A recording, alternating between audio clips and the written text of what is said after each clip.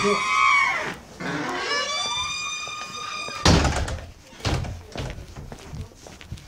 intéressant.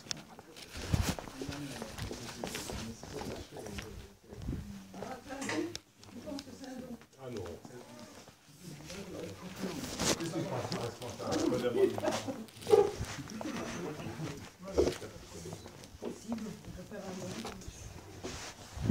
Voilà, comme c'était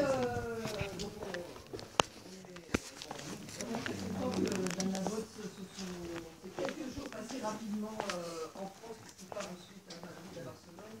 Vous avez pu vous consacrer un petit moment dans ce soir. La vote, comme c'était indiqué dans l'invitation, c'est donc un militant socialiste états-unien de longue date, syndicaliste. Il appartient à l'organisation Solidarité.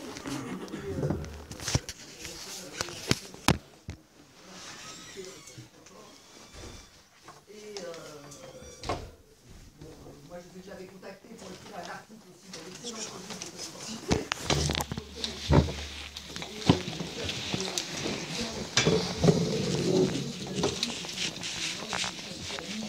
Il a pris partie dans le cadre de la campagne de Bernie Sanders et qui est très actif dans ce qu'on appelle le réseau Neighbors pour Bernie. Voilà, qui est effectivement. On va lui proposer. T'en veux un?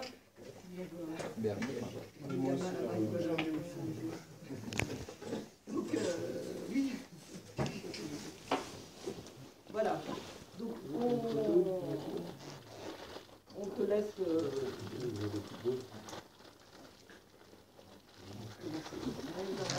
Ah, il y a des autocollants. Comment ça s'appelle en France? Un autocollant. Sticker. Cette personne voudrait avoir un autocollant de Bernie, non? Je commence. Oui, ok. Je préfère si c'est bon. Je vais essayer de faire la présentation en français. Je crois que nous sommes à l'aube de nouvelles ères de politique des États-Unis. C'est la première fois en 50 ans, 60 ans, que nous avons un candidat comme Bernie Sanders à une côte, à l'autre côte, Donald Trump, qui parle de le socialisme, et l'autre fois un politicien réactionnaire, non, de l'autre droite. Et donc je crois que c'est quelque chose sans précédent, une campagne extraordinaire. À la droite, Donald Trump qui a un discours qui attaque les Mexicains, qui attaque les musulmans, qui a tous les jours quelque chose à dire sur les femmes, que c'est une personne très très réactionnaire et aussi très vulgaire. Il a une association aussi avec l'extrême gauche, c'est-à-dire qu'il y a personne du mouvement de Ku Klux Klan, personne des nazis qui ont endossé à Trump, et il ne peut dire qu'il ne veut pas leur appui. Ils disent, oh, je ne les connais pas, ce ne sont pas de ma organisation, mais il est clair qu'il a un appel à la droite, l'extrême droite. À la même temps, il est un provocateur de la violence. Dans ses manifestations, dans ses réunions, ses meetings, il parle de striking, de golpes, de coups, de faire des coups contre les activistes qui viennent à ces manifestations, à ces réunions. Donc, en toutes les formes, elle est une candidate de l'autre droite et je dirais quasi fasciste, non dans sa politique. Il est important de dire qu'il n'y a pas un mouvement fasciste dans les États-Unis. Il a ses adeptes. Parler d'un mouvement fasciste n'existe pas. Il existe un mouvement réactionnaire. C'est possible qu'il peut causer ou aider à l'organisation du mouvement fasciste, mais il n'existe pas à cette date. À la gauche, nous avons Bernie Sanders. Et il est la première fois en 50 ans que nous avons un programme vraiment progressiste dans le Parti démocrate. Nous avons un programme d'austérité il fait des cas. C'est la première fois que nous avons un programme progressiste qui parle de la santé pour tout, la santé pour tout. Il parle de l'éducation gratuite, de le kinder à la doctorat, si on peut. Il parle d'avoir un salaire minimum de $15 l'heure, que c'est pas adéquat, mais c'est une augmentation importante, significative. Il a brisé le tabou de le socialisme. Vous savez que dans les États-Unis, parler de socialisme, c'est j'ai autre chose. Je voudrais aussi remercier non seulement à Sophie pour organiser l'événement, mais j'arrive ici, et je ne sais pas où est la rue, et Jacques, c'est une personne que je connais dans le train, et nous avons parlé, je l'ai invité à nous accompagner. Il a dit, quand je parle avec lui, il dit c'est Trump, alors, nous parlons de le socialisme, il dit le socialisme est diabolique. Le mot parfait, Jacques dit. Parler de le socialisme, parler de le communisme était algo complètement prohibé. Il était impossible d'avoir une discussion de le socialisme dans les États-Unis ou de parler en la société en général. Je crois qu'il est important d'écouter la voix de Bernie Sanders. Il dit, nous avons la nécessité d'une révolution politique.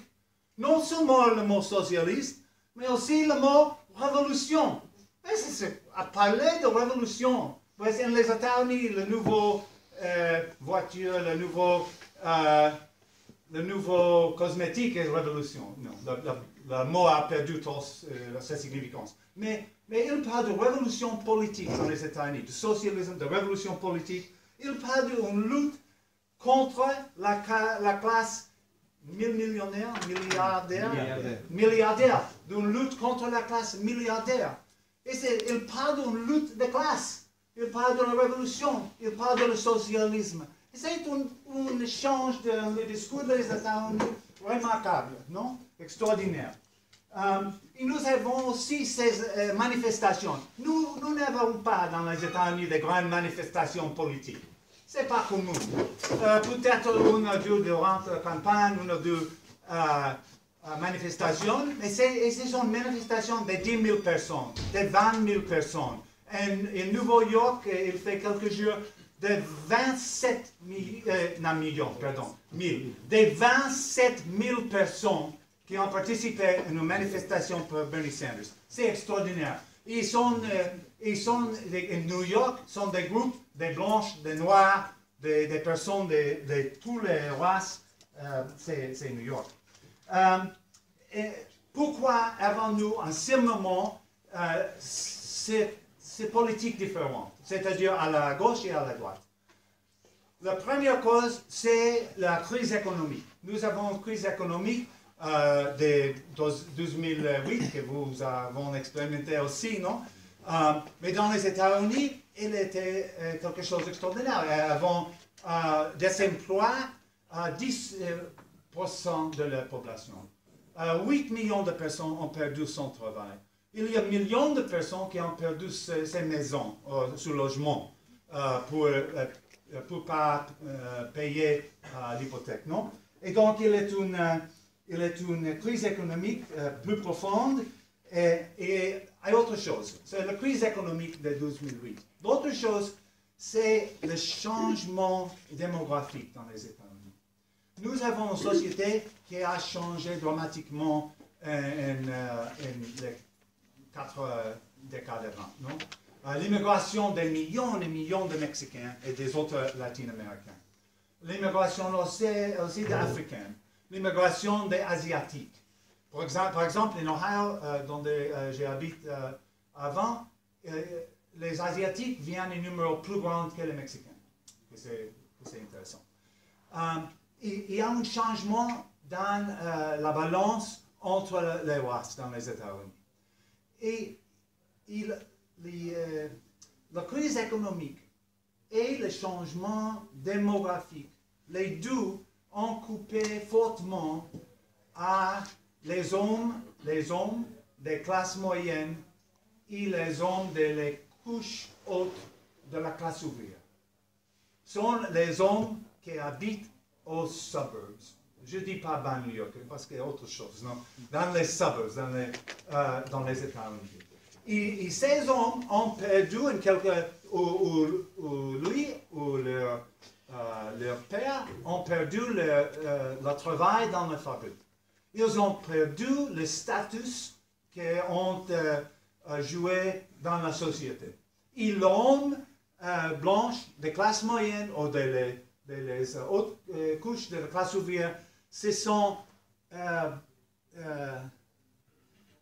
menacés pour les Noirs, pour les Mexicains et pour les femmes. Parce que les femmes... Et Donald Trump, évidemment, parle à la peur. À la peur de ces hommes, principalement les hommes, je dis. Parce que les femmes de la même groupe social, de la même classe moyenne, de la même classe ouvrière, ils n'appuient pas Trump dans la même manière. Et donc, je crois que c'est les deux causes principales de l'échange. Une est le change démographique, l'autre le change dans la balance des groupes raciaux de la société. La crise, les deux crises, nous a donné des nouveaux mouvements sociaux. Il est important de commencer avec le Tea Party. Vous connaissez le Tea Party. C'est une organisation de l'ultra-droite. Il était élément d'un mouvement vraiment populaire de la classe moyenne et d'un groupe de la classe travailleuse. Il y a aussi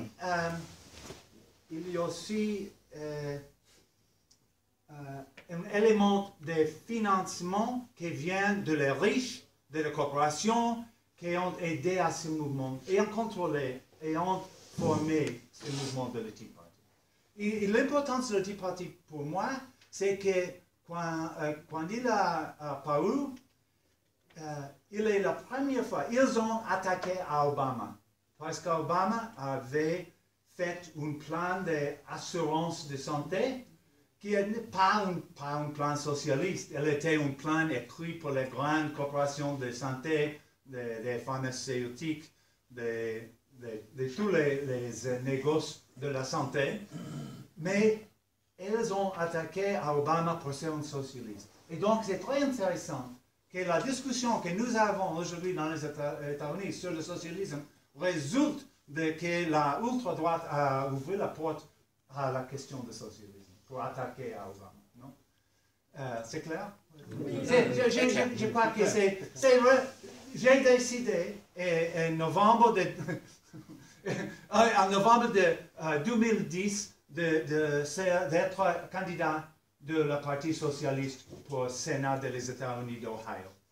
Et je l'ai décidé parce qu'il était un moment quand je pouvais entrer et parler comme quelques personnes sur la question du socialisme de 2010. Plus important pour nous, c'est le mouvement Occupy Wall Street. J'ai aussi participé à Occupy en Ohio, où de arrêter de participer, de parler en le parc pour le droit de parler en le parc sur la politique. Occupy a changé le discours. Tea Party avait créé un discours sur les impôts, que c'est le problème, que toutes les questions de la Tea Party étaient la question de l'avortion. Vous avez dit c'est abortion? Avortement. Oh, avortement, merci. L'avortement, la question des portes des armes, la question des impôts, et c'est la question de Tea Party. Quand Occupy vient à le parc de Sukkoti à New York, front à Wall Street, nous avons des mille et mille personnes en tout le pays qui vont occuper les parcs, en toutes les cités, toutes les universités des États-Unis. Il était 100 des occupations dans les États-Unis. Occupy Wall Street était le corps du mouvement, mais il a été expandu à tous les États-Unis. Et Occupy Wall Street a changé la discussion, le discours. Maintenant, nous discutons le rôle de l'argent dans la politique. nous discutons la question de la grande inégalité et de que la grande inégalité a une croissance des inégalités. Le super riche, non, le super riche et le grand nombre de personnes qui ne peuvent pas, la précarité, qui ne peuvent pas rencontrer de travail. Et ce Occupy Wall Street avait changé complètement la logique de la situation. Donc, nous avons un autre mouvement, que c'est le mouvement Black Lives Matter. Importe les vies noires. Oui. Importe les vies noires. Ce mouvement Black Lives Matter, c'est un mouvement contre la violence, contre le racisme de les polices. C'est une chose quotidienne de tous les jours qu'une police tue une personne noire dans les États-Unis. Et beaucoup de temps, c'est une personne qui ne porte pas des armes, c'est une personne qui seulement pour être noire, pour être peut-être latine, mexicain. La police, chaque jour, une personne tuée par la police. Mais le mouvement n'est pas seulement contre la police, c'est contre tout le système de justice. La grande augmentation de l'incarcération dans les États-Unis, la grande disproportion de les Noirs dans les prisons, de les Noirs, de les Latines et de les pauvres dans les prisons. Et quand on entre dans la discussion de le système de justice, on entre aussi dans la question, pues les Noirs.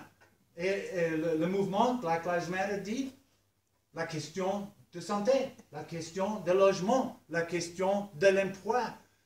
Donc, le Black Lives Matter, implicitement, parle de la relation de le racisme à le capitalisme. Et nous avons une discussion autrefois de la question de l'establishment de le système capitaliste et de le système politique. Et donc, maintenant, nous avons les candidats Trump et Sanders. Ce sont le résultat de ce mouvement, de Tea Party à une côte, à l'autre côte, de Occupy Black Lives Matter. Il y a, peut-être il voudrait dire quelques mots, qu'il y était 3 candidats intéressants avant de cette campagne électorale présidentielle. Une était Elizabeth Warren. Elizabeth Warren est de le camp libéral de le Parti démocratique, libéral au sens des États-Unis, non? Et elle a gagné le Sénat pour l'État de Massachusetts. Il était aussi de Blasio, Bill de Blasio, qui est le maire de New York, aussi dans le libéral du Parti démocratique. Et aussi, l'important pour nous, la victoire de Kshama Sawant, un socialiste dans le conseil de la ville de Seattle.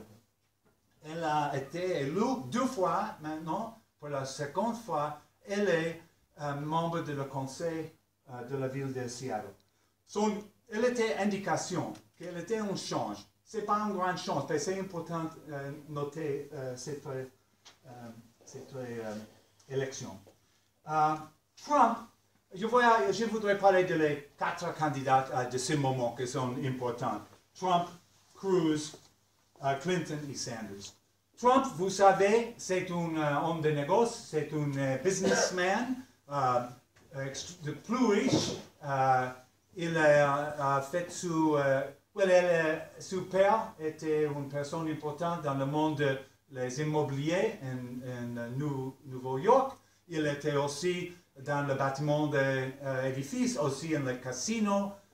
Il a aussi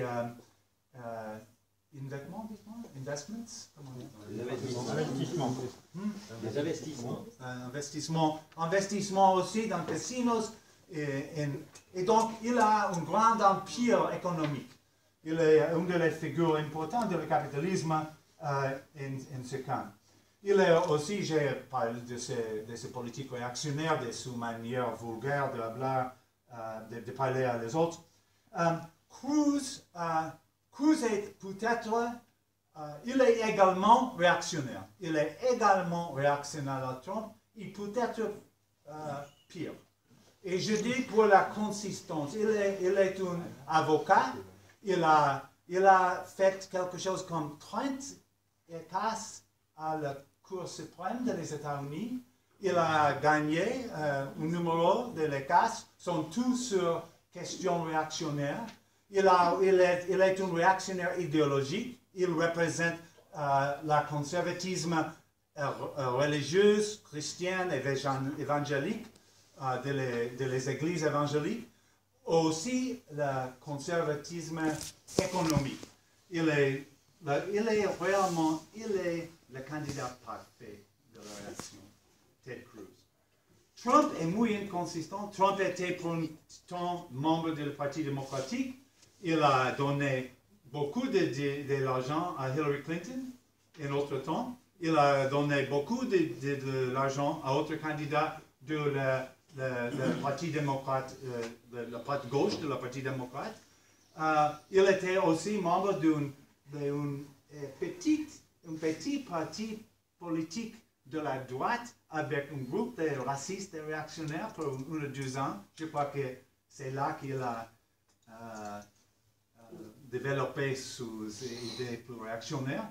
Et donc, il est entré dans le Parti démocrate, dans le Parti républicain, et maintenant candidat républicain. Mais Cruz est le candidat idéologiquement, consistement idéologiquement de la droite conservative. Hillary Clinton, vous connaissez, elle était pour toute sa vie, de l'adolescence, de l'université, non seulement la femme de Bill Clinton, le mari mais aussi partenaires. Ils sont partenaires économiques, partenaires politiques, et elle a la responsabilité donc des politiques de son mari. Durant le terme de Clinton, elle a passé une loi réactionnaire qui permettait la fusion des classes des banques avec des banques de spéculation. Il a changé la loi de la justice criminelle dans les États-Unis d'une manière qui a résulté de l'incarcération de beaucoup de personnes de la race noire. Et donc, Hillary Clinton a de défendre le record de son mari, de ses années. Aussi, Bill Clinton a changé les lois nous disons le welfare. Comment on dit ça? État-providence. État-providence. État-providence. État-providence. Merci. Et donc,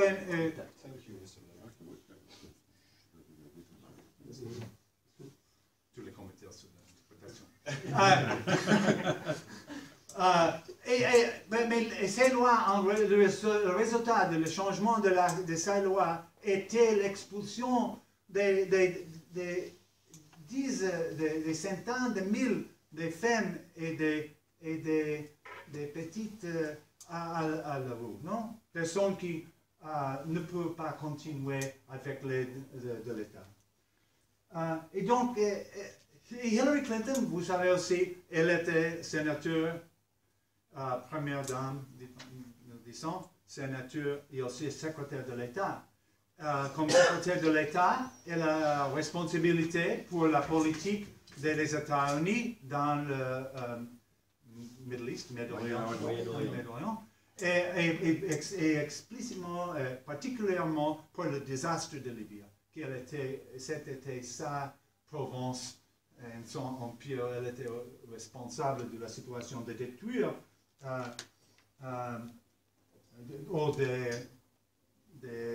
nous donne un état détruit. Et donc, nous avons Sanders. Il va parler un peu de Sanders de sa carrière.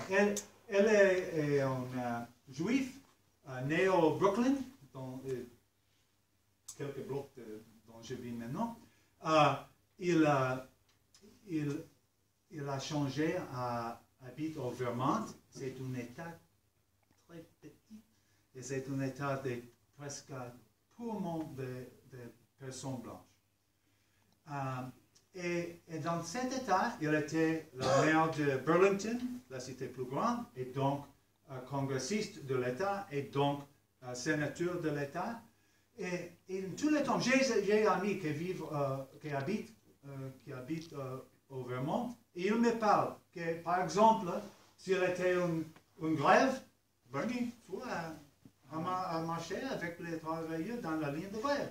Il était quelque chose de naturel pour lui, non? S'il était un ami m'a dit qu'il était une situation dont les syndicats avaient un problème. Il y avait une session, une lutte entre les syndicalistes. Bernie dit, nous devrions avoir une réunion. Nous devrions parler de la situation.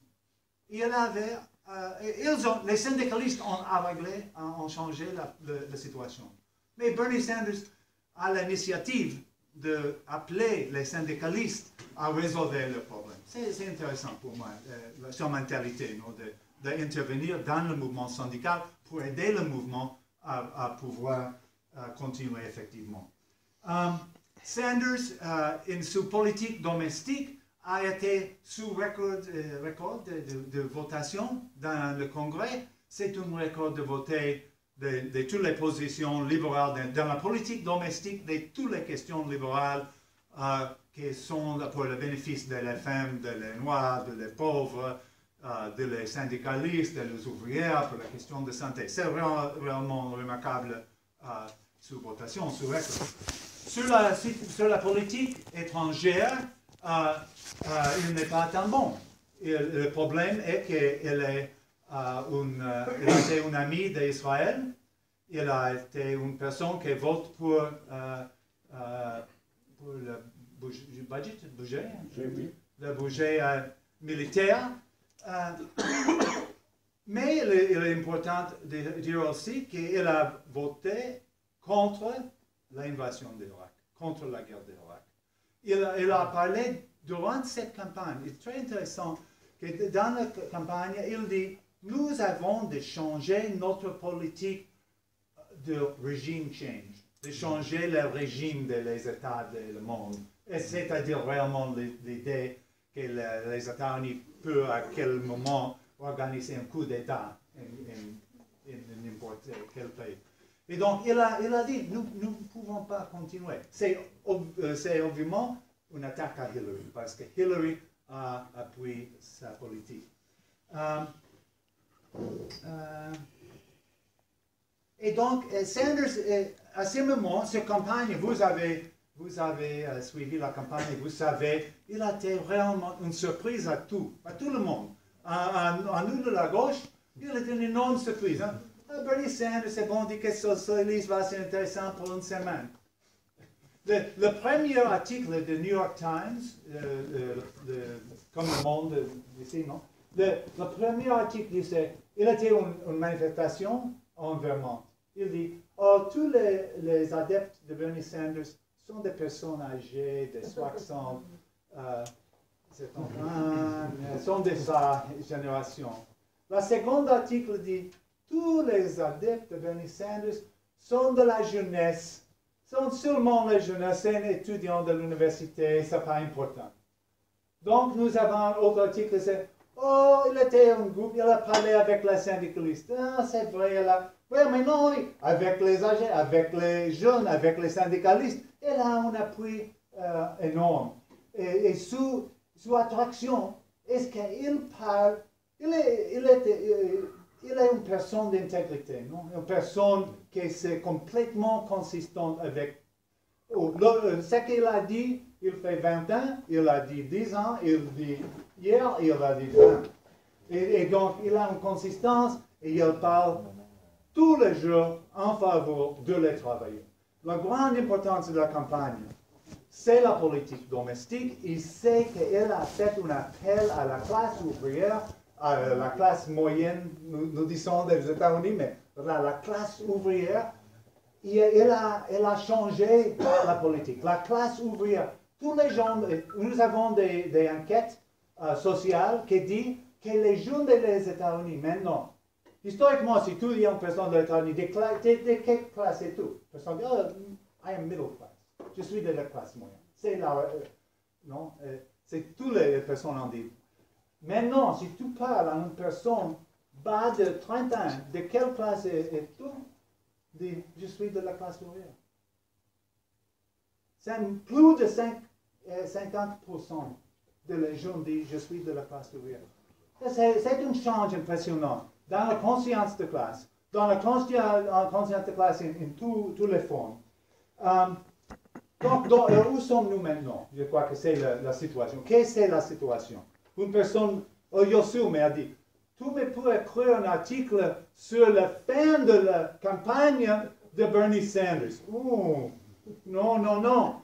C'est pas la fin, c'est autre étape. Parce qu'il va avoir la votation en New York 19 d'avril. Et il est évident que Hillary a la grande organisation, elle a l'histoire d'être sénateur, elle a beaucoup de l'argent, elle a tous les contacts avec les grandes corporations, les banques, les médias, et le monde pense que Bernie va être écrasé. Je crois que je parle avec ma femme, elle est le baromètre parfait de la politique nord-américaine. Elle dit qu'elle va gagner à 45%, qu'elle ne va gagner, qu'elle va avoir 45%. Je crois que nous ne pouvons pas dire que la campagne est finie. Nous avons de dire qu'il est possible qu'elle puisse gagner New York. Pas probable, mais c'est possible. Et Michigan, qui avait pensé qu'il pouvait gagner Michigan, il a gagné. Je crois qu'à ce moment, pour gagner la convention, c'est nécessaire d'avoir 2383 délégats à la convention. Clinton a 1756. Sanders a 1037. Mais Clinton a les superdélégués. Les superdélégués sont personnes qui ne sont pas élues, sont personnes qui sont de la bureaucratie de la Parti démocrate, ou sont élus, ce sont congressistes, sénateurs, ou autres officiels de la parti. Et donc, elle a des superdélégués qui ne sont pas élus. Et c'est très difficile que Sanders gagne l'élection en New York. C'est très difficile qu'elle gagne l'élection à la convention, mais nous n'allons pas tuer l'espoir ici. Okay. Je crois que c'est important pour nous de dire que nous allons avoir l'espoir, nous allons voir qui passe. Qu'est-ce que le futur de Sanders? Oh, et le républicain. Le parti républicain, c'est un désastre. Ils ont un candidat qui, dans le public en général, va avoir l'appui de qui sait, 25% de la population, quelque chose. C'est très, très bas le niveau d'appui dans la population en général. Il a offendu. Français. En français. En français? En français. En français. Ok. Il a fait ennemi de tous les Noirs, de tous les Latines, les Asiatiques, des musulmans, des femmes. Et vraiment, la base de la parti républicain qui va appuyer à Trump, c'est très difficile. Et le parti républicain, les grands pouvoirs, les corporations, les banques, l'élite politique, ils sont fous. Ils voudraient rencontrer une manière de freiner ce qui passe. Son plan est d'arriver à la convention. À la convention républicaine, il y a des délégués. Peut-être tu es délégué de Trump. Pardon. Non, mais, sûrement pour la fiction ici. Si tu es délégué de Trump, et tu arrives à la convention, et je suis une de l'élite de la partie républicaine. Je n'ai pas les cheveux. Je vais essayer de te convaincre d'appuyer à autre candidat. Et il est possible, c'est-à-dire que les délégués n'ont pas nécessairement à voter pour le candidat qu'ils représentent. C'est complètement possible qu'à la convention républicaine, la convention peut décider de choisir une personne qui n'a pas été candidat. Ils peuvent ouvrir la porte vers la rue, et une personne dit c'est le candidat du Parti républicain. Parti qui ne connaît pas le peuple des États-Unis. Et il est très possible que Paul Ryan est le Speaker of the House, c'est-à-dire c'est le leader de la Cámara bas de le Congrès. Et Paul Ryan, est possible qu'il va être le candidat de le Parti républicain. Il fait maintenant un tour de tous les États-Unis, il parle à tous les groupes, il dit que nous avons d'avoir un programme politique pour le Parti républicain, nous avons d'être raisonnables, nous avons d'être pouvoir dialoguer avec les autres partis, nous avons d'avoir, c'est-à-dire une démocratie bourgeoise régulière, non? Il dit, je ne suis pas candidat. Il dit, chaque semaine, il dit, non, je ne suis pas candidat. Mais je crois que le plus fois qu'il le dit, le plus probable qu'il va être le candidat du Parti républicain.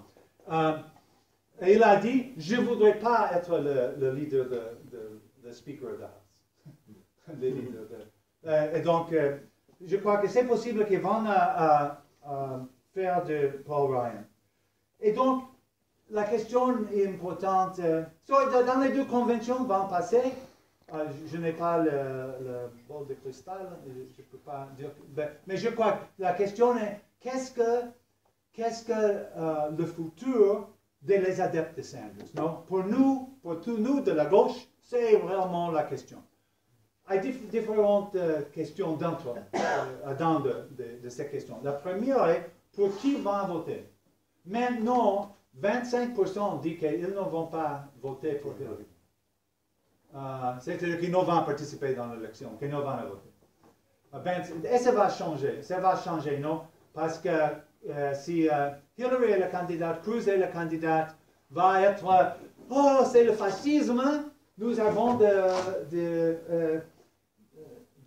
to defeat, des défaites Oui, c'est une grande défaite pour le fascisme. C'est nécessaire. Et donc, il va changer. Je crois que peut-être 80 ou 90% des adeptes de Sanders vont voter pour Hillary. Mais c'est une chose personnelle, comme dans le WC, non? On va entrer dans le WC, on fait ce qu'il fait, c'est une question personnelle. Je crois qu'ils ne vont pas, travailler. Ils ne vont pas travailler pour Hillary. Ils vont voter, mais ils ne vont travailler pour Hillary. Mais qui va passer depuis avec tous ces mouvements, toutes ces jeunes personnes, tous ces syndicalistes? Nous ne pouvons pas dire, mais je crois qu'ils vont, à ce moment, il y a quelques idées dans les États-Unis d'organiser le mouvement. On vient à un groupe de personnes qui ont firmé une carte publique qui dit Bernie, tu devrais organiser un mouvement. Bernie, s'il vous plaît, nous organiser, s'il vous plaît. Je crois que Bernie est une personne, je crois que ce n'est pas ça le rôle. Je crois que c'est difficile pour moi de penser qu'il va faire l'organisation d'un mouvement.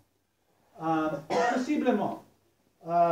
Autre groupe dans les syndicalistes qui dit nous avons de faire un réseau des activistes syndicaux parce que nous avons de continuer la lutte pour la politique ouvrière, la politique de la classe ouvrière.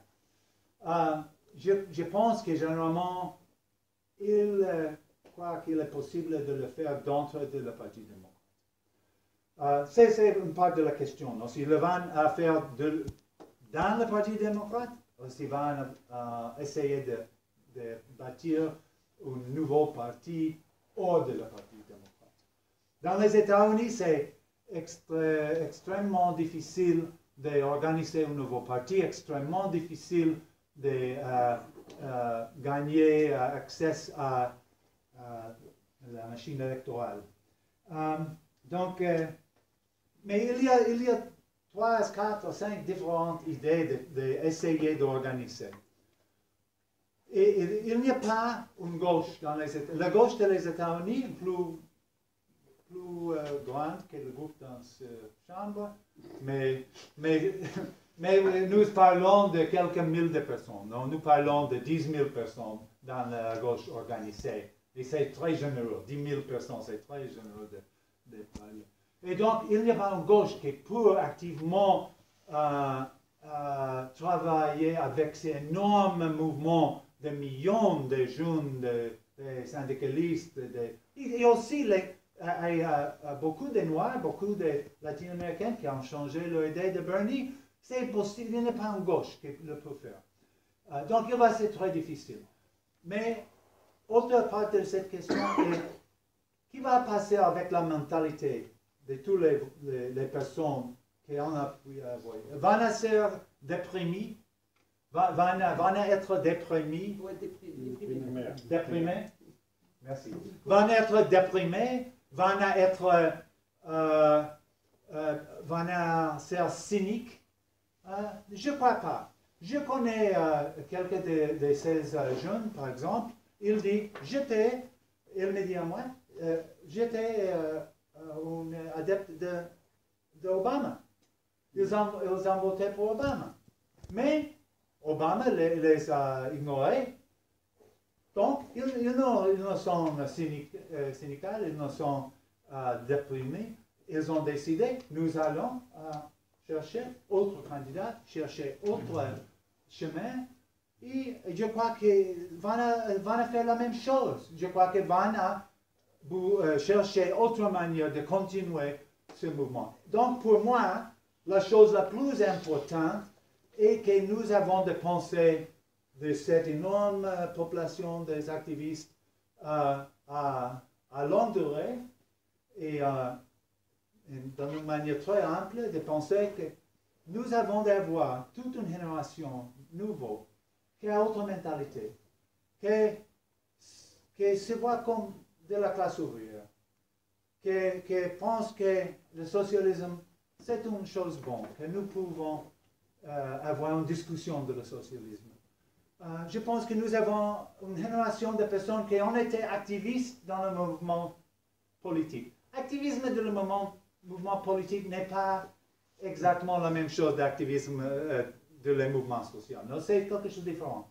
Mais je crois que c'est très possible que pour faire la transition de l'activisme politique à l'activisme de notre idée d'activisme. Donc, je pense que c'est la possibilité que nous avons avoir un grand, in English I would say a sea change. Un changement périodique, a big change. A sea change, un changement énorme de notre société. Je crois que c'est vraiment une nouvelle ère. Et pour terminer ici, quel est le rôle de moi, des autres gauchistes des États-Unis, des organisations de la gauche? Premièrement, il est important de dire que le socialisme de Sanders, ce n'est pas notre socialisme. Non, Sanders réellement parle d'une société social-démocrate. Il parle d'une société de social welfare. Par exemple, il dit qu'il est contre la nationalisation de rien de les banques et de les industries. Il dit pas à la nationalisation. Je comprends que la nationalisation n'a été exactement parfait dans l'histoire du socialisme, non? Mais je pense que notre idée est la socialisation de le mode de production, la socialisation de l'industrie, de les banques, etc. Donc, notre socialisme, c'est autre chose. Et nous avons dû entrer, nous de la gauche, entrer dans la discussion. Je suis membre de Solidarité. Récemment, j'ai aussi m'inscrit dans le groupe qui se nomme les socialistes démocrates d'Amérique. C'est un groupe qui traditionnellement a travaillé dans la partie démocrate. Mais c'est intéressant, dans ce parti, il y a un nouveau groupe de jeunes à la gauche, et ils ont l'idée d'intervenir dans ce processus et d'influencer ce mouvement. Je crois que nous avons d'avoir des discussions. Qu'est-ce que tu idée de socialisme? Mon idée de socialisme est que nous avons de changer la société à la racine, que nous avons de changer la société complètement. Nous avons d'organiser la société non autour des intérêts de la grande corporation, mais autour des nécessités de la femme. Je pense de ma mère, de la femme qui a 2 fils et pour pas toutes les possibilités de tout provide for, non? De donner à son fils. Comment pouvons-nous, nous avons d'organiser la société autour de la nécessité de toutes les personnes de notre société qui n'ont pas l'emploi, qui n'ont pas de l'argent, d'organiser la société réellement pour le développement de chacun, pour le potentiel de chaque personne et de toute la société entière. Et donc, notre rôle de la gauche est de faire de notre-même une part de ce mouvement. Et de dire, nous n'avons pas la vérité. Je crois que, lamentablement, nous n'avons pas la vérité. Mais nous avons des idées importantes pour ce nouveau mouvement. La démocratie, surtout. Non, la démocratie dans le socialisme. Oui, donc, merci.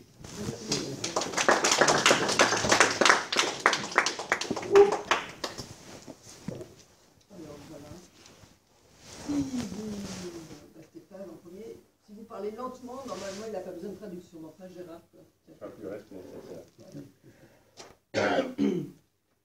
J'ai 2-3 questions. On lit dans les journaux en France que ce qu'on appelle en général en France la communauté afro-américaine soutient Hillary Clinton. Est-ce que c'est vrai?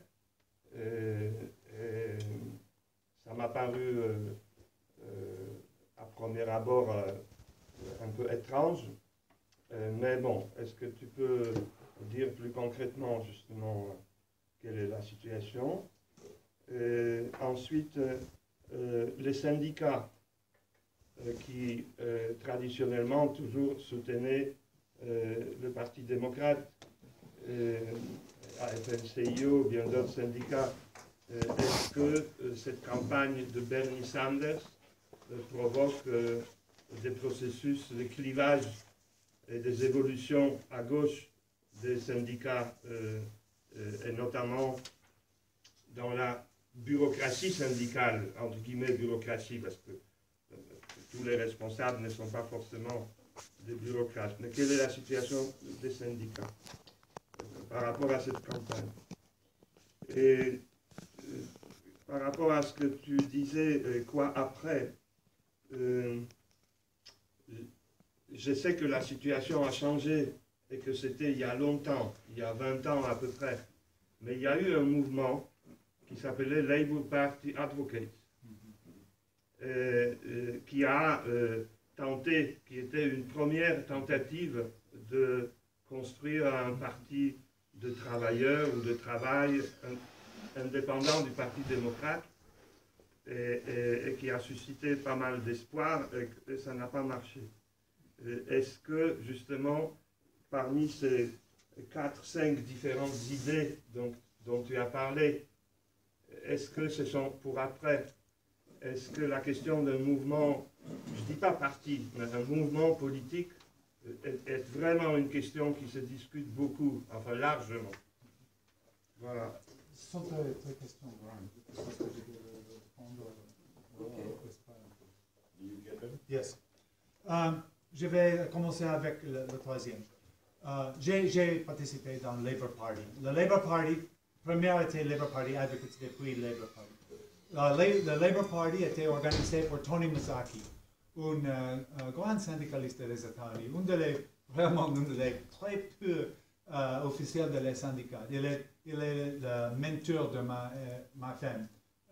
parce qu'il était le leader sur la question de la salut, de la santé des travailleurs.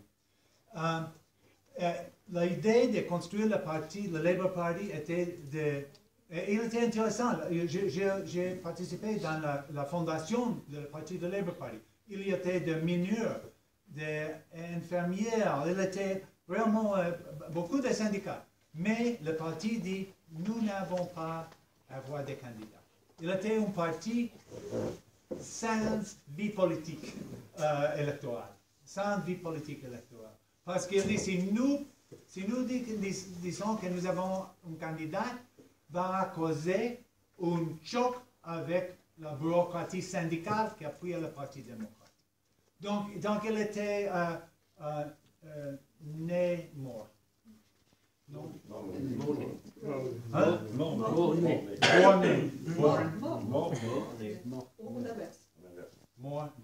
Ok. Mort-né. Ok. Mais il était intéressant. J'étais au Chicago, il fait 2 semaines, je crois. Il était une réunion des activistes syndicales. Il était un peu comme une réunion des fondateurs de la Parti Labour. Il était Labour for Bernie. Et donc, c'est le même groupe qui continue à rechercher une manière d'organiser la classe. Second, les syndicats. Nous avons une bureaucratie syndicale très réactionnaire, réellement complètement dédiquée à être pratinière du capital, à ne pas causer problème avec le gouvernement, qui ne veut pas éviter la lutte. Si c'est possible éviter la lutte, c'est l'idée. Lutte pas. Et donc, il voudrait appuyer le Parti démocrate. Il pense que peut-être les peut sauver le Parti démocrate. C'est leur idée. C'est la seule idée.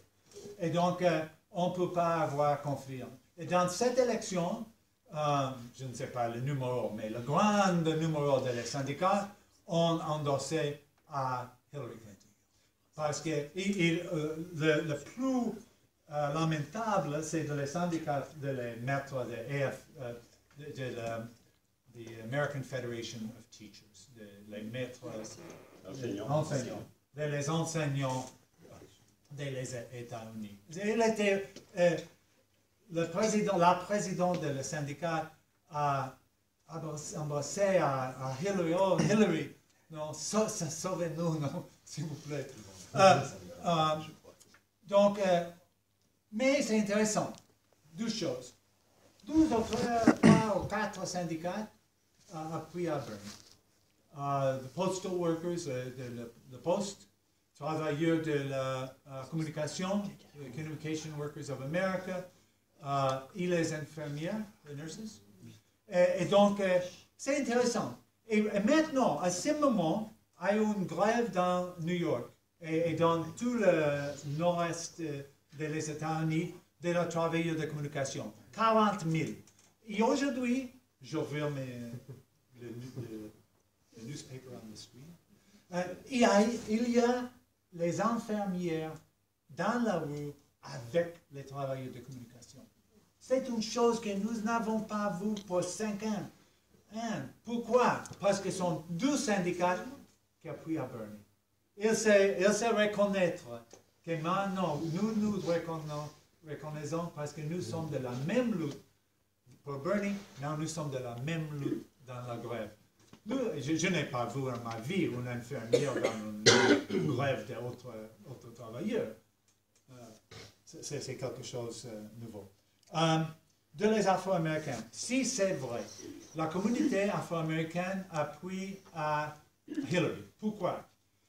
Première, Bernie Sanders vient de ce petit État de Vermont.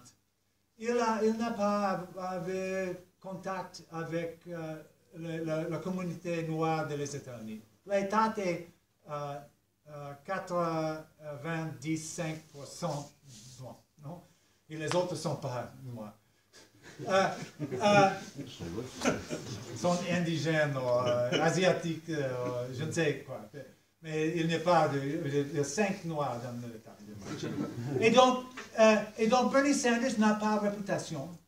S'il était d'autres États, s'il était d'autres villes grandes, il a une réputation. Seconde, le Parti démocrate, comme j'imagine ici, le Parti socialiste, non, le Parti socialiste de France, a une grande apparat, une grande organisation avec beaucoup de recours économiques, et elles ont cultivé, elles ont flatté à la communauté noire.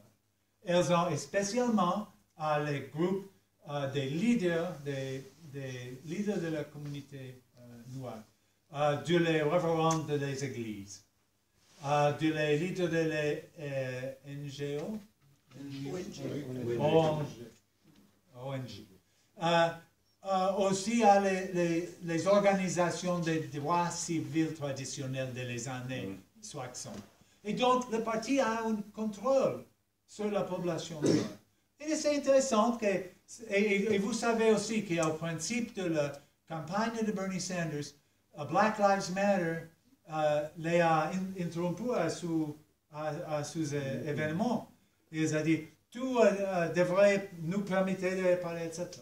Il est intéressant, il était un discours intéressant. Et Bernie Sanders a changé sa position. Je dis, nous l'avons changé, l'a approfondi, non? Il était une personne en faveur des droits civils. Mais d'autres d'autres activistes, d'autres temps, ils disaient aussi, ce que tu dis est vrai, je vais approfondir mon programme sur la question des Noirs, des droits civils, de l'incarcération, etc. Et donc, mais je crois que le numéro des Noirs qui appuient à Bernie Sanders a monté. Oui, augmenté. Merci. Merci déjà. Et alors, une remarque sur le dernier élément, c'est sur tout ce qui est violence policière, violence d'État et racisme institutionnel. J'ai été frappé par en fait, à quel point le discours de Sanders est à gauche, mais pas juste pour les États-Unis, en fait, mais même pour la France. Ce discours, y compris pour de ce point de vue, quand on regarde Mélenchon, c'est clairement à la gauche de Mélenchon.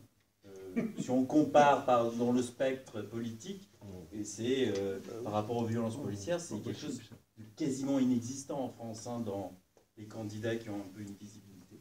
Je vais deux questions. Alors, plus à gauche que Besançon. Even more left-wing than any left-wing candidate. Major left-wing. And in fact, it's quite novel in the United States. Je crois que c'est parce que nous reconnaissons l'existence de la race, de racisme, etc. Ici en France, nous se reconnaissons, non? Il n'est pas reconnaissé ici, les races n'existent pas. Et vous n'avez pas vraiment des enquêtes officielles du gouvernemental sur race. Non, nous avons à tout niveau, dans la ville, dans l'État, dans le gouvernement national, dans quelle université, un syndicat, nous avons l'énumération de les races, de quelques groupes, de les femmes, etc. Donc nous pouvons, c'est fait tout le temps, pas, mais nous pouvons répondre. C'est la différence à base de la question. Mais allez. Et j'avais deux questions. Premièrement, mais peut-être que c'est lié à ce que tu as dit sur les Afro-Américains. Dans les primaires démocrates, j'ai observé que même quand Sanders gagne, par exemple au Michigan, Clinton gagne dans les grandes villes. Par exemple, Michigan, Sanders gagne partout, sauf à Détroit. En tout cas, le comté, quand on regarde. Et c'était le cas, en fait, dans quasiment tous les États, où Clinton gagne toujours dans les grandes villes. Est-ce que c'est dû à la machine bureaucratique qui est plus forte dans la ville? Non, c'est à la présence de les Noirs dans la grande ville. Les Noirs n'habitent pas dans les petites villes. C'est lié à cette question. Détroit, c'est très net. Hein. Et dernière question, c'était sur les possibilités alors, de division au Parti républicain. Si par exemple, il y a soit Cruz, soit le scénario que tu dis, Paul Ryan à la convention, Trump, il a déjà dit, moi, je peux me présenter, même si je ne gagne pas la primaire, même si la convention ne me nomme pas. Après tout, il a les moyens financiers pour le faire. Il a son propre électorat qui ne votera pas Paul Ryan forcément. Quelle crédibilité tu donnes à cette hypothèse de Trump de toute façon candidat, même sans le Parti républicain? À ce moment, il y a plus tard. Je crois que ce n'est pas possible. Il y a plus tard pour lui. Il va avoir une petite armée de crousade avec les White Hoods. Ah oui, Je crois que c'est impossible qu'elle peut avoir une candidature indépendante. Et est-ce qu'il est possible d'avoir, ce que tu disais, une forme d'organisation en fait, au bout du compte politique, mais quand même à partir de la campagne Sanders, mais sans la figure de Sanders, qui est quand même le seul en fait qui ait la légitimité pour que ça tienne encore ensemble après. Parce que tu as dit, ce n'est pas forcément le rôle de Sanders de faire continuer après, mais est-ce que c'est possible tout simplement sans Sanders, sachant que lui-même est en fait en indépendant, c'est pas un démocrate? Could an organization exist in the near future without Sanders and develop without Sanders, given the fact that the campaign has been made partly along the name of Sanders? Can it exist? C'est vrai, le problème c'est vrai, mais je crois qu'il n'est pas exactement un candidat charismatique, un candidat, un caudillo.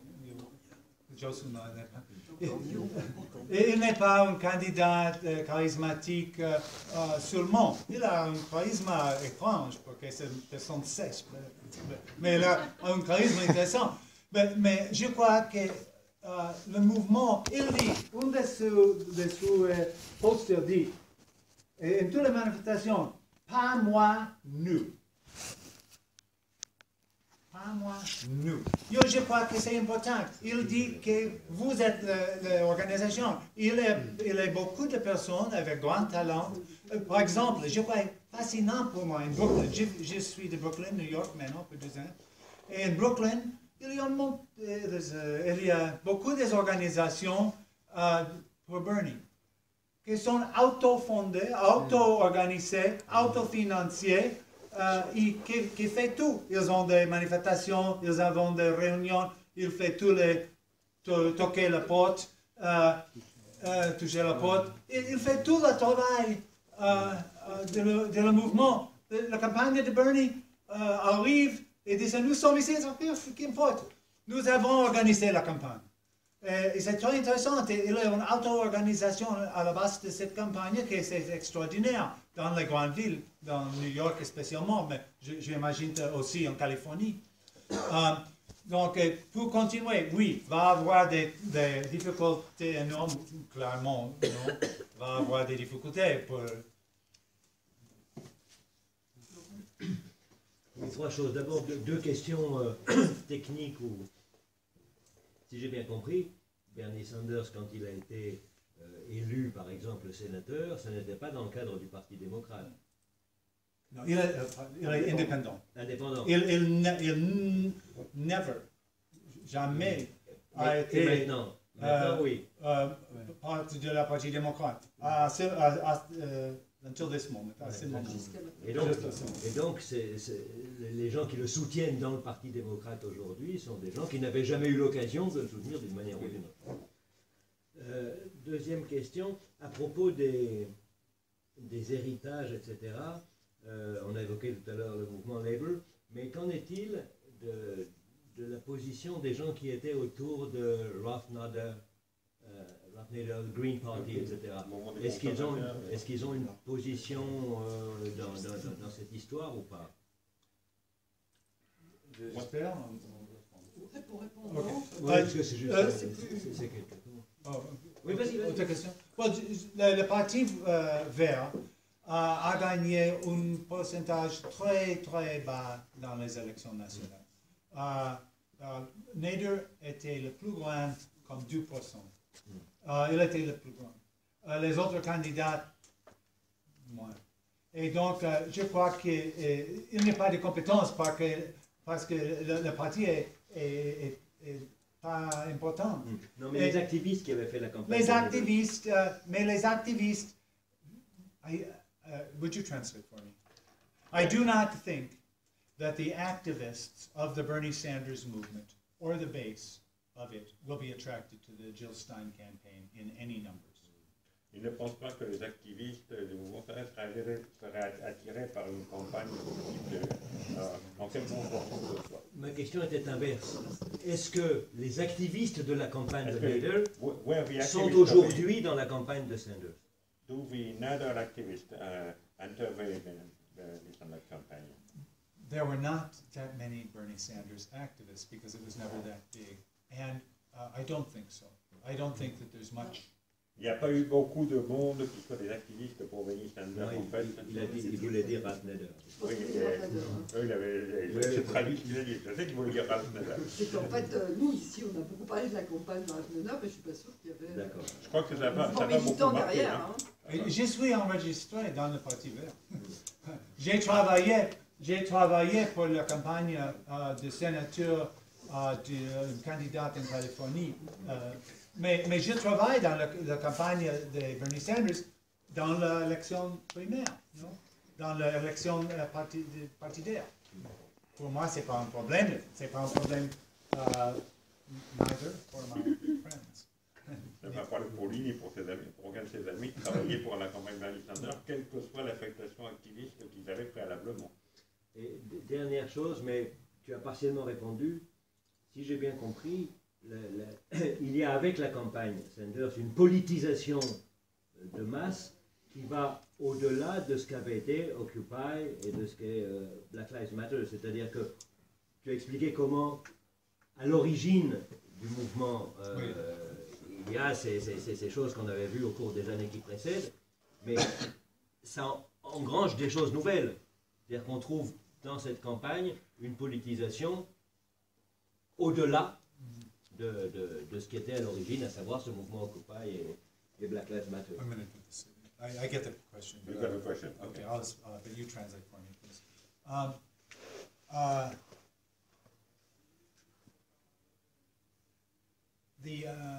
sorry, I got thrown off track. Tell me the essence of the question. The essence of the question is that there is a politicization. Oh yes, okay. So I'm sorry, it's the two languages thing. It burned out my thesis for a moment.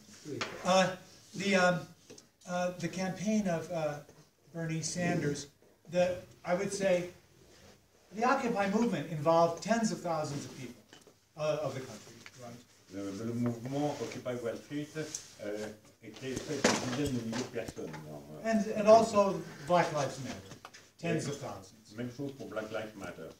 So, but this movement is enormous. You know, this is like the tide came in. This is a huge movement. Mais c'est un mouvement, c'est une marée montante. C'est beaucoup plus large, c'est énorme. And so there is a politicization of whole new, you know, these people, I go to meetings, of course, at my age, it's, you know, it's so amazing. There are all these young people there, and they are so new to politics. And so, are they being politicized? Yes.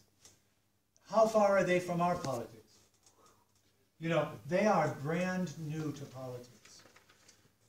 Alors, il y a une grande masse de personnes qui arrivent dans ce meeting et qui n'ont jamais fait de politique auparavant, mais qui se politisent, qui sont de plus en plus politisés dans le meeting. Et ce qui est important, et ce qu'il dit, c'est que le type de politisation qu'ils ont quand ils viennent dans les meetings est à des années-lumière, en quelque sorte, de la politique classique menée par les organisations de gauche classique. Excellent, but very liberal, but excellent translation.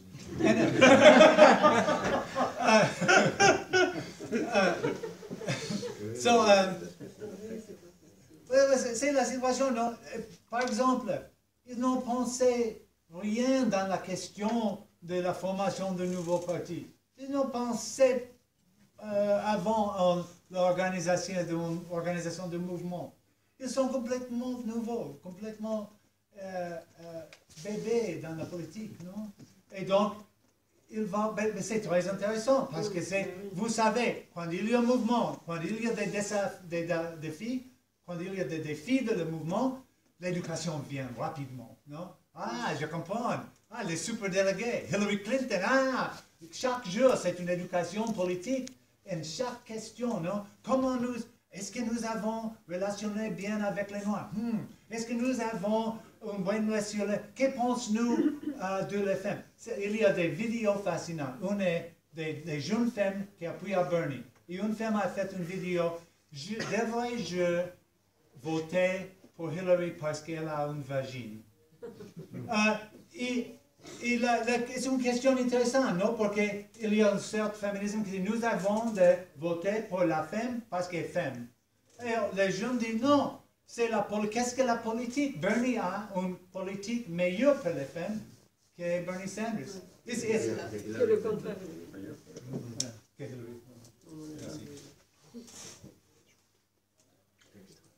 Oui, j'ai une question politique et une question économique, mais qui est très vaste, donc je ne pense pas que tu pourras répondre complètement. La première question, c'est que va faire Sanders si Clinton est élu candidate, déjà? Je pense qu'on lui a posé la question l'autre jour, il a dit bien sûr je vais soutenir Clinton. Donc, est-ce que c'est exact et quelles seront les conséquences? Et est-ce qu'il est possible que Sanders joue un rôle dans la campagne de Clinton ou éventuellement dans une présidence Clinton, dans un gouvernement? L'administration du cabinet. Oui. Est-ce qu'il est possible qu'il soit incorporé dans la machine démocrate et la machine gouvernementale? Ça, c'est la question politique. La question économique est beaucoup trop vaste, mais tu as commencé par dire que l'explication, une des explications de cette polarisation de la politique à gauche et à droite, c'était la crise. Bon, ça c'est parfaitement compréhensible, c'est parfaitement vrai. Mais je voudrais juste que tu nous expliques un peu la situation actuelle. Je pense que on a posé la question à Obama récemment pour savoir quels étaient ses échecs, quelles étaient ses réussites, et il a dit que ma plus grande réussite, c'est l'économie.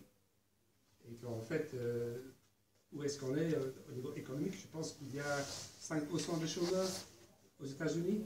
C'est très faible par rapport à la situation en France. Donc, est-ce qu'il y a vraiment une crise économique? Est-ce que cela a bénéficié à la population?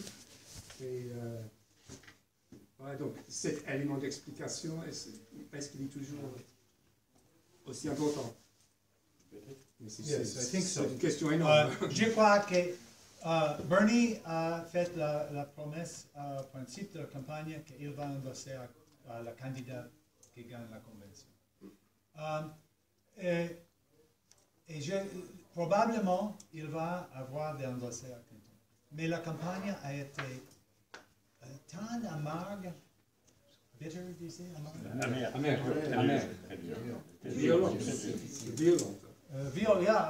Mais non, presque violente verbalement, les deux, non? Mais très, très amère, très...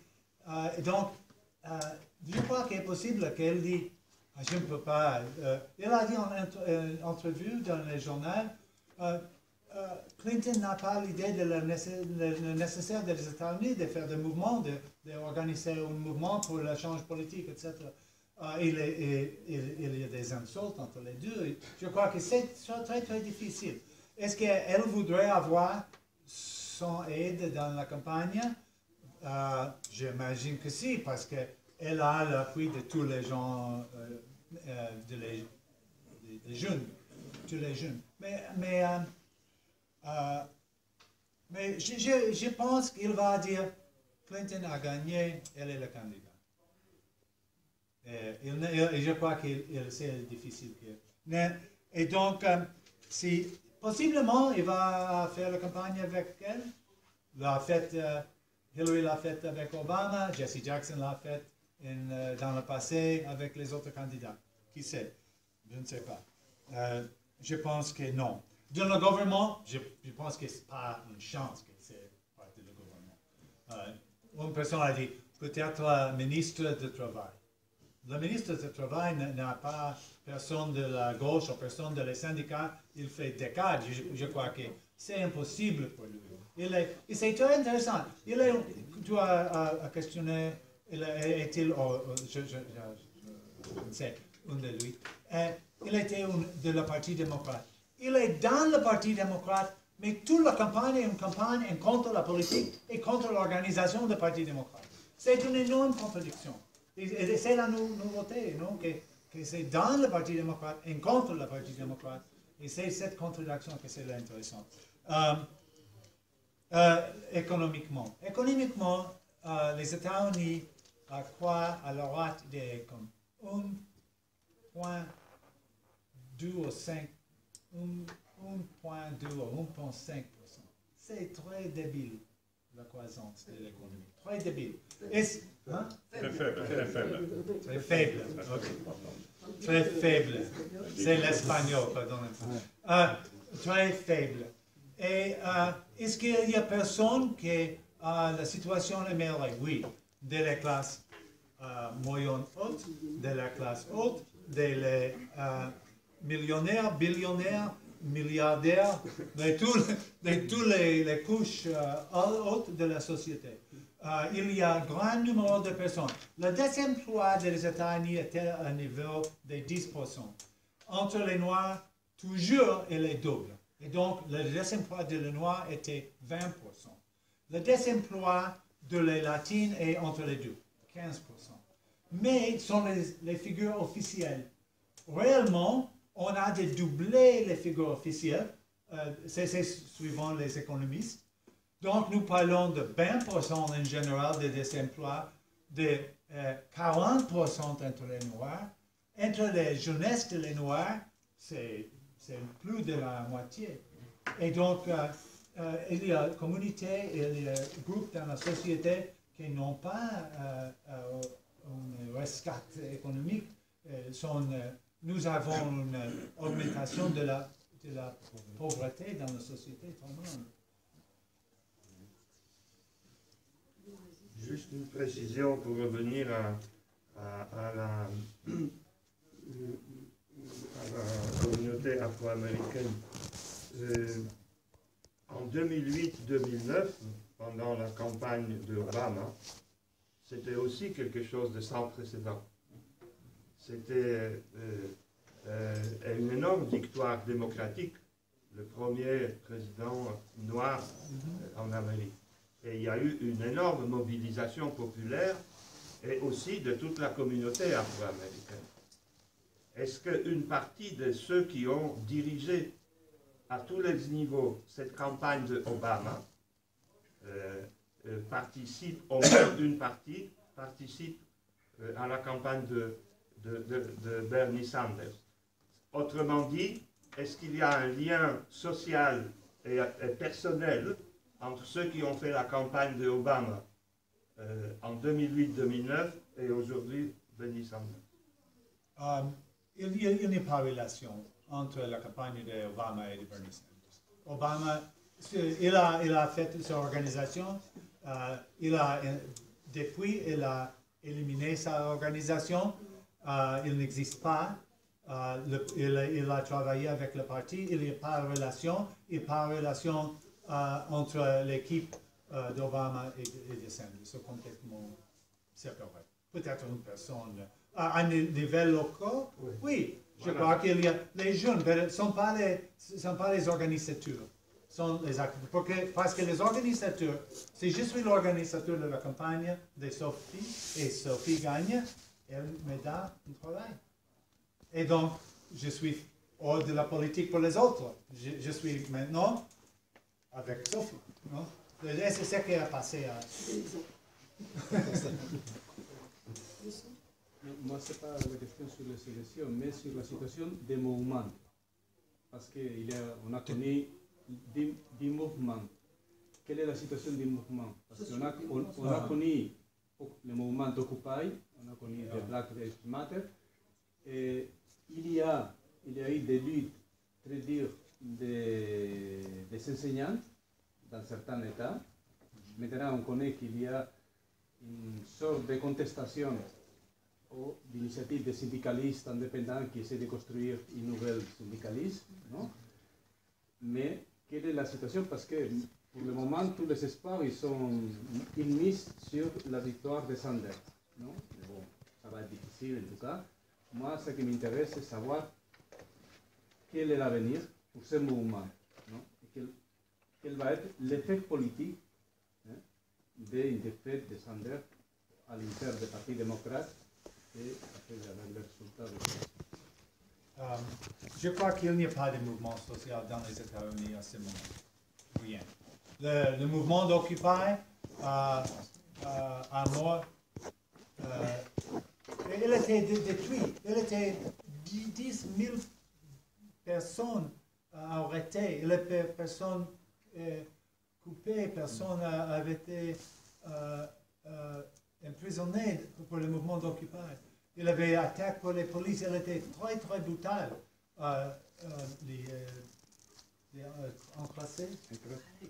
Écraser le mouvement d'Occupy. Il était éliminé de la société. Il était des petits groupes qui continuent, mais sont petits groupes, ce n'est pas un mouvement. Également avec Black Lives Matter. Black Lives Matter a souffert une escission parce qu'il était, d'entre de Black Lives Matter, quelques politiciens à niveau bas, généralement, dans le mouvement qui ont décidé d'être candidats du Parti démocrate. Et ils ne se prononcent ni pour Hillary, ni pour Bernie. Ils sont indépendants, mais ils ont politisé dans l'interprétation plus mal de le mot. Non? L'autre mal de le mouvement de Bernie Sanders, vous continuez le mouvement, mais ce n'est pas un mouvement, c'est différents réseaux, des groupes, des individus, des groupes. Par exemple, il y a un groupe qui s'appelle Left Roots, Racine de gauche, Racine gauche. C'est une organisation, je crois que quelques des leaders qui sont vieux sont personnes qui viennent du mouvement maoïste des années 60.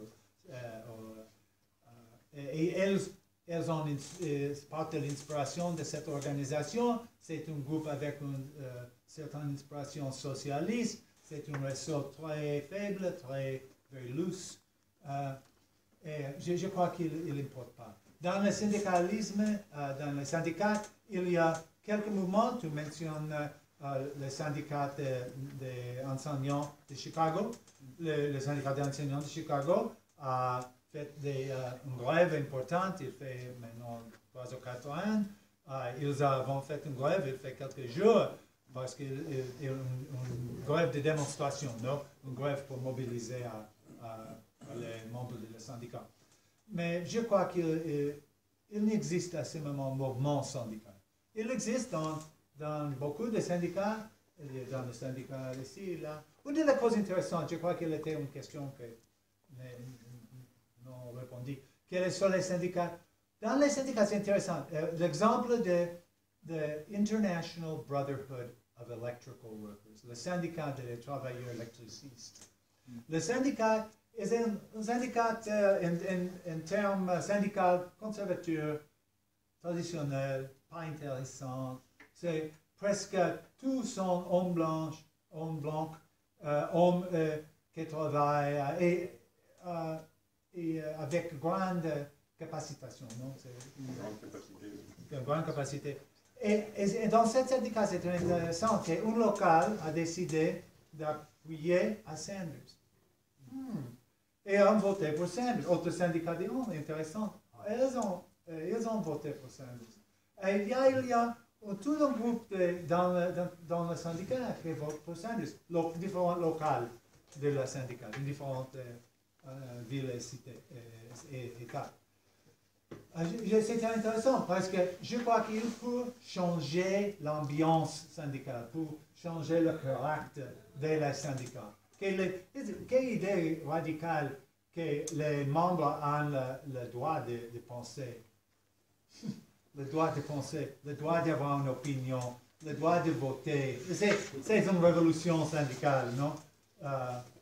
Je crois que c'est le plus intéressant. Des mouvements petits. Justement, pour rebondir sur ce dernier point,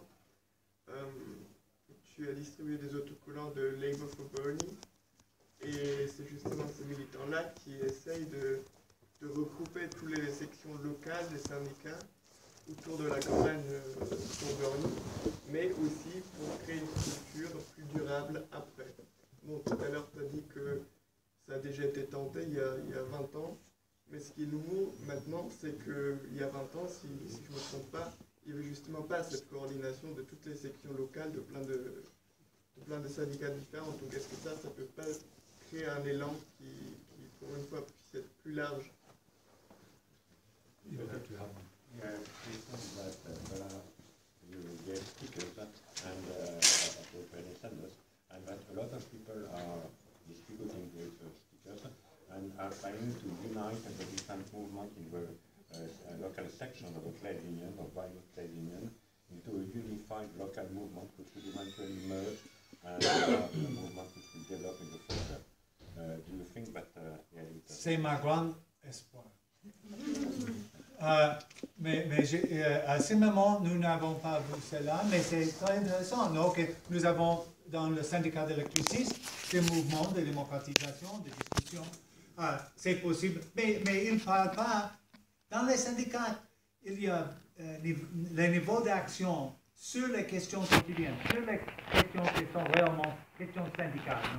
Bien sûr, la salaire, la santé, le mouvement dans la fabrique, le contrôle de l'industrie, etc. Ces questions ne discutent pas. Et donc, c'est possible qu'elle va entrer dans le syndicalisme souvent des hautes et pour animer quelque chose à bas. Mais maintenant, nous n'avons pas l'idée dans les États-Unis de former une alliance entre syndicats. Cette idée, cette expérience des infirmières avec les travailleurs des communications le matin de demain, c'est impressionnant, mais c'est nouveau, c'est radical. 12 syndicalistes et différents syndicats dans la même rue, à la même temps. Mais c'est peut-être le premier pas du chemin, d'ouvrir un nouveau.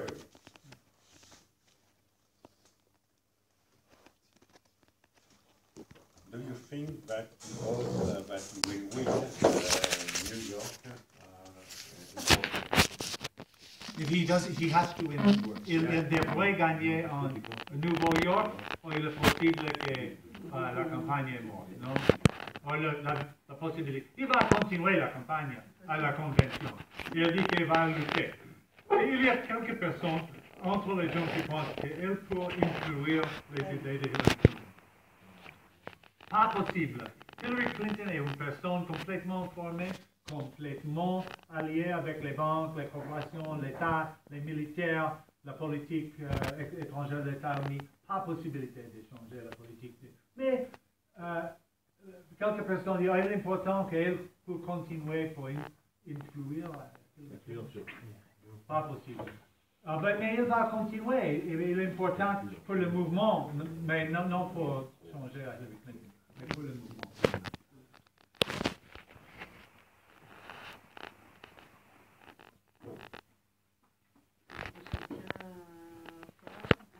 We all hope that he will be New York and that the movement will go on and develop further. I will take your message back to New York and tell them the people of Bagnolet want you to win. C'est un plaisir d'être ici. Je suis enchanté d'être avec lui aujourd'hui. Merci pour tolérer mon français. Et j'espère que nous pouvons continuer informellement nos discussions. Merci.